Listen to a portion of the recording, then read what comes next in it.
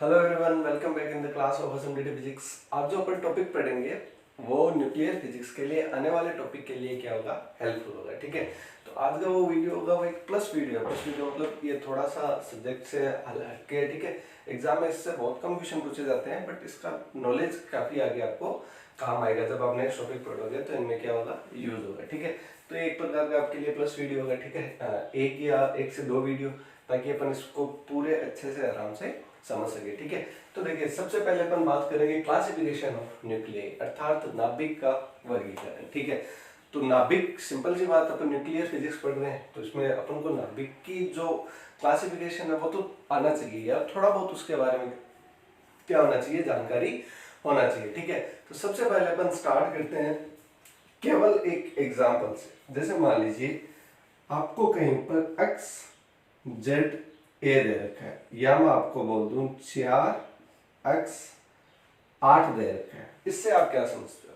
सोचिए, सोचो। ये आपको कहीं पर दे रखा है और काफी जगह ऐसे ही दिया हुआ मिलता है। ठीक है, काफी बच्चों के कंफ्यूज रहता है इसमें प्रोटॉन क्या है, न्यूट्रॉन क्या है, ए की वैल्यू क्या है। ठीक है, तो सबसे पहले देखना ये होता है ए, नंबर ऑफ एटॉमिक मास, अर्थात द्रव्यमान संख्या। ए को अपन क्या बोलते हैं, नंबर ऑफ मास, या सिंपल बोल दूं द्रव्यमान संख्या। ठीक है, ए होगी द्रव्यमान संख्या। और जहां पर जेड, जेड क्या होता है, जेड होता है परमाणु क्रमांक, अर्थात नंबर ऑफ प्रोटॉन्स। बात की बात है, पर अभी इतना तो समझ लेना, ये होता है परमाणु क्रमांक। ये आप अच्छे से जानते हो। ठीक है, नाभिक में न्यूट्रॉन होता है, डिस्कवरी ऑफ न्यूट्रॉन देखी थी, डिस्कवरी ऑफ प्रोटॉन देखा था। प्रोटॉन तो चलो अपन यहां से पता लगा लेंगे, बट न्यूट्रॉन कैसे पता लगाएंगे? तो न्यूट्रॉन को पता लगाने के लिए हमारे पास एक छोटा सा ट्रिक है कि ए में से जेड को क्या कर दो, कम कर दो। क्यों? क्योंकि ए होता है क्या है, ए होता है n plus P, that means number of neutron and number of proton, दोनों को जोड़ दो, जितना बाहर होगा वो किसका होगा, नाभिक का होगा। ठीक है, तो ये किसी नाभिक के लिए लिखा गया है। ठीक है, पहली बात ये ध्यान रखना। दूसरी बात, ए एन प्लस पी मतलब नंबर ऑफ न्यूट्रॉन और नंबर ऑफ प्रोटॉन। अब इसके आगे भी कुछ लग सकता है, स्मॉल एन या पी, क्योंकि एक जरूरत थोड़ी है एक ही एन हो एक ही पी हो, बहुत सारे एन हो सकते हैं और बहुत सारे पी हो सकते हैं। ठीक है, उतनी अपन बात नहीं करेंगे, अपन सिंपल एज पॉसिबल। ठीक है, तो देखिए ए हो गया, जेड हो गया। ठीक है, अब अपन को नंबर ऑफ न्यूट्रॉन चाहिए, तो न्यूट्रॉन कैसे निकलेगा, न्यूट्रॉन निकल जाएगा ए में से आप क्या कर दो, घटा दो किसको, पी को, अर्थात द्रव्यमान संख्या में प्रोटॉन की संख्या घटा दो, क्या मिल जाएगा, न्यूट्रॉन मिल जाएगा। ठीक है, अब ये प्रोटॉन और न्यूट्रॉन की संख्याएं ही क्या डिफाइन करती है, बहुत छोटे छोटे टॉपिक, कौन से, समस्थानिक, समबारिक, सम न्यूट्रॉनिक, समावयवी और प्रतीप नाभिक। अर्थात नाभिक का क्लासिफिकेशन करें तो केवल एन और पी के आधार पर अपन नाभिक को कितने प्रकार से बांट सकते हैं, 1 2 3 4 और 5। तो सबसे पहला क्या है, समस्थानिक, बहुत जगह आपने नाम सुन रखा है, आइसोटोप। ठीक है, फर्दर अपन बात करेंगे किसकी, समबारिक। ठीक है, आइसोबर्स। उसके बाद बात करेंगे सम न्यूट्रॉनिक, समावयवी और प्रतीक नाभिक। ठीक है, तो अब अपन स्टार्ट करते हैं, जो हमारा मेन मुद्दा है वो क्या है, समस्थानिक तथा समबारिक। ठीक है, तो सबसे पहले अपन बात करते हैं समस्थानिक। समस्थानिक क्या होता है, आइसोटोप्स। इसका थोड़ा सा यदि आप संधि विच्छेद कर दो, समस्थानिक अर्थात समान स्थान।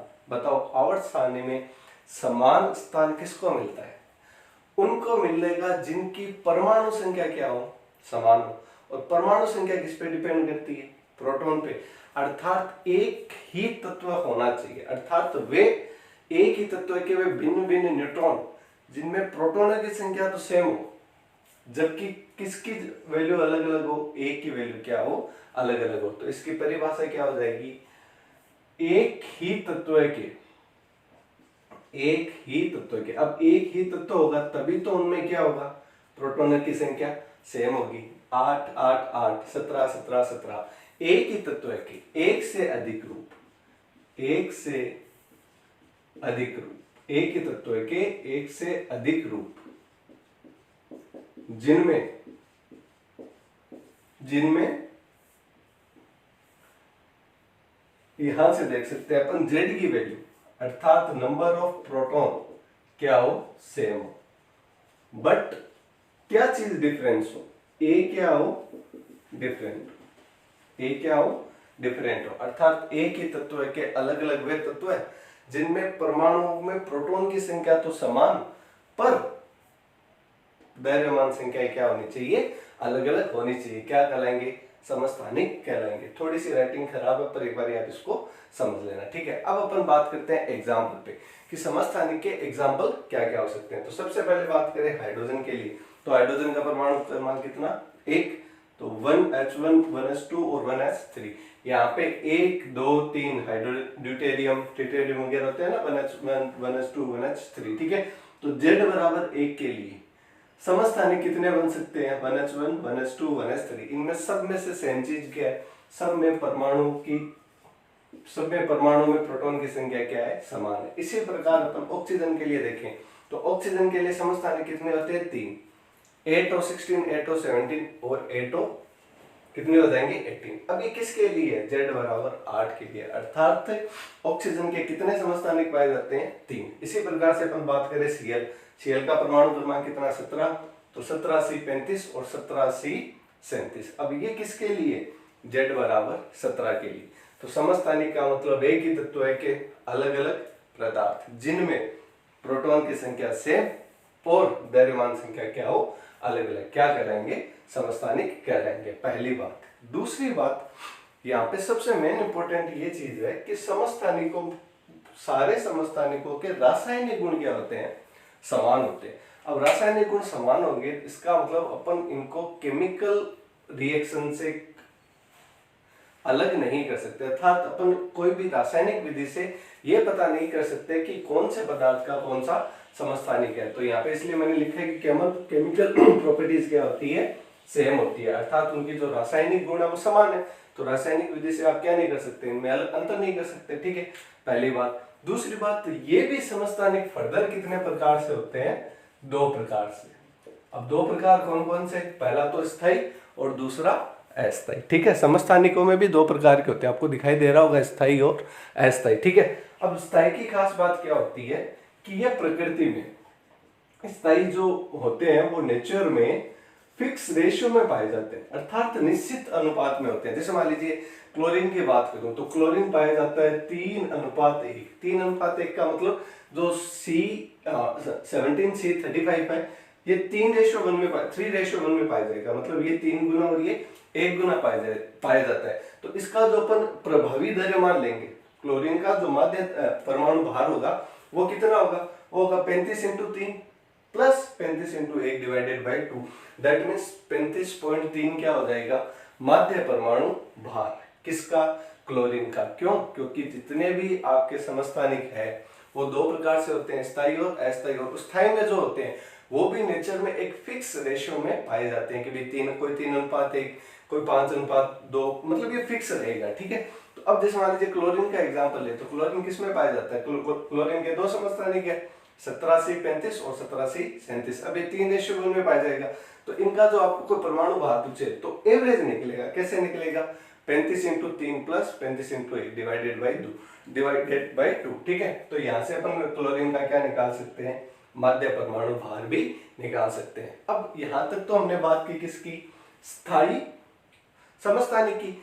अस्थायी समस्थानिक कैसे बनाते हैं, तो अस्थायी समस्थानिक के लिए सिंपल है, रेडियो एक्टिव उनका क्या हो गया, यदि आप अल्फा पार्टिकल की बमबारी कराओ तो इनसे जो नाभिक निकलेगा वो क्या होगा, अस्थायी होगा। और अस्थायी का आप जानते हो कि समय के सापेक्ष वो क्या होते हैं, विघटित होते रहते हैं। इसका मतलब जो अस्थायी नाभिक है वो कौन से होंगे, वो होंगे रेडियो एक्टिव। वो कौन से होंगे, रेडियो एक्टिव, ठीक है। और इनका समय के सापेक्ष क्या होता रहेगा, विघटन होता रहेगा। तो आई होप आपको समस्थानिक का कॉन्सेप्ट क्लियर हुआ, ठीक है।